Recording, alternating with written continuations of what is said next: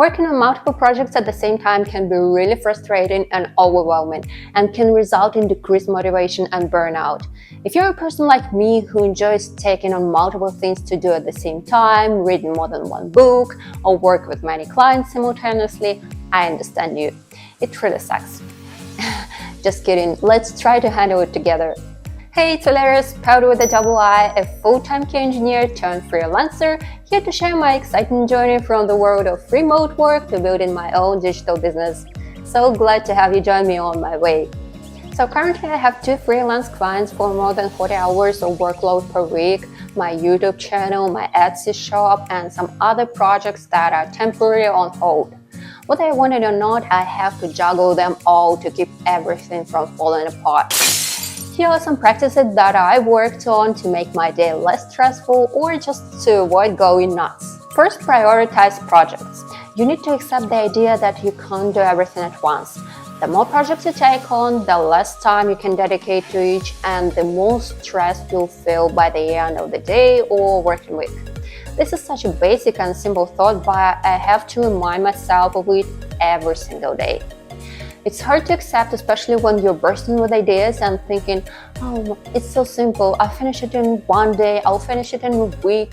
No, you won't. You'll likely encounter issues or obstacles along the way, and it's not because you're not unproductive or less smart, it's just how processes work. You can't change that. What you can do is help yourself step away from this mental race. Second, no short-term switching. One of the main reasons for reduced productivity is the impact of rapid multitasking, also known as the switch cost effect. A switch cost refers to the time when the brain needs to disengage from one task and shift to another. Psychologist Arthur Gersel first described the switch cost effect in his 1927 work, Mental Set and Shift.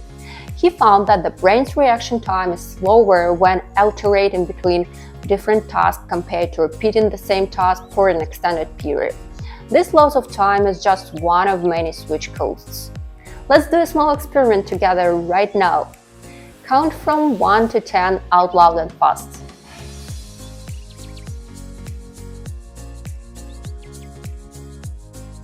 Easy, right? Now try counting like this: 1, 3, then 2, 4.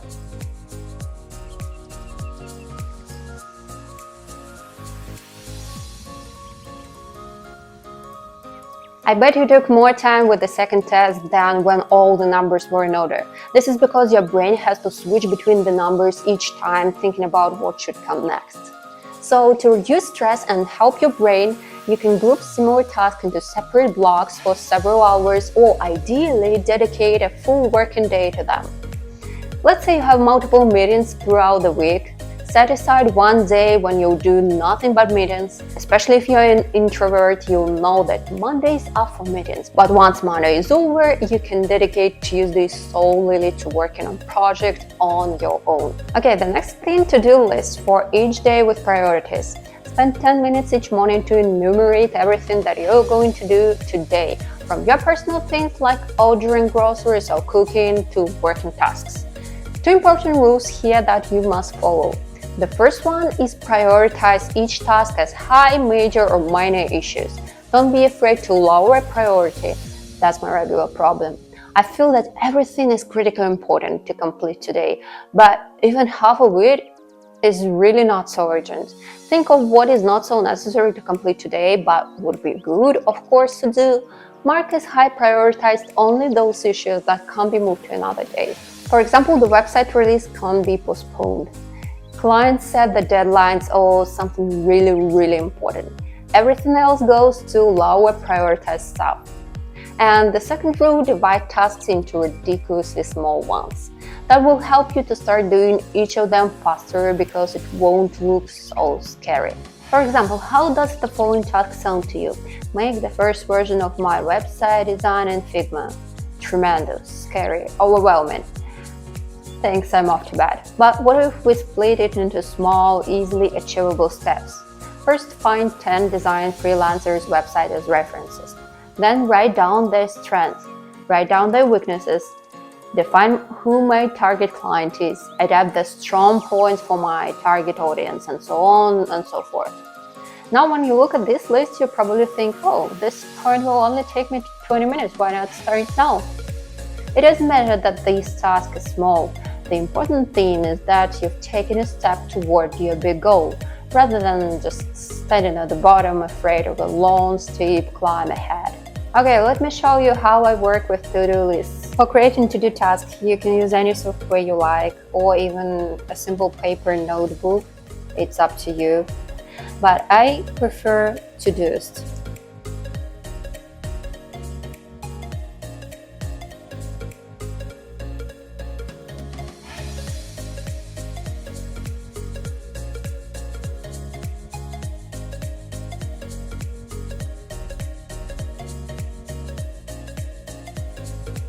As I said before, I usually start my workday by listing all the things I plan to do or think would be good to do. It's a pool of ideas, and some of them will be completed today, this week, or maybe ever. That's okay. I just allow them to go out of my head. Here are all my projects. This is just a test mode with no personal data, but anyway, this is how I usually work. You can create multiple projects here by clicking this plus icon and entering the project's name. I also have some tasks from previous days because I didn't complete them all yesterday. It's all good. I updated the due date, for example, for today or maybe in a couple of days. That's how I form my to-dos for today. In Todoist, you can also switch from the list view to the actual progress boards, where you can see all your tasks grouped by date, which is very convenient. In Todoist, you can also use keywords when creating tasks. For example, I'm going to have a meeting tomorrow at 5 p.m. So I create a new task and write a meeting with Jane tomorrow. And when I start typing tomorrow, it converts to a due date. I also can set a specific time, priority of projects, let's say 5 p.m.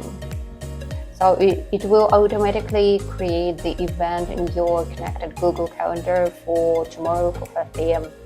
Anyway, don't blame yourself for not completing all planned tasks. So this is impossible, and what is more, not necessary. When you review tasks and try prioritizing them with Codehead, you will confirm that they are not all high prioritized as they seemed earlier. The second practice is taking notes. Take notes on each meeting task or even a small thing that you need to keep in mind or postpone for the future. You might think, I'm not a fool, I am able to remember all these things. You are, no doubt. But while you keep it in your head, there is no room for new ideas or calm, productive work. Has a great thought come to mind while you're working? Perfect. Take a note in the place where you store your random ideas and keep going with your work. You won't be stressed because no thought, idea, or task is forgotten. The next technique is to delegate, either on a paid basis or to someone who needs experience. When you use someone's help, even if this person is a beginner, you invest your time in training him, and then everything goes right. You're not wasting your time on basic things. You're able to focus more on building strategy for your business, planning rather than doing the operational work. Delegating is hard in terms of the idea of doing everything on your own and being afraid that someone else doesn't catch your vibe. However, this is the best way to distribute your time more efficiently.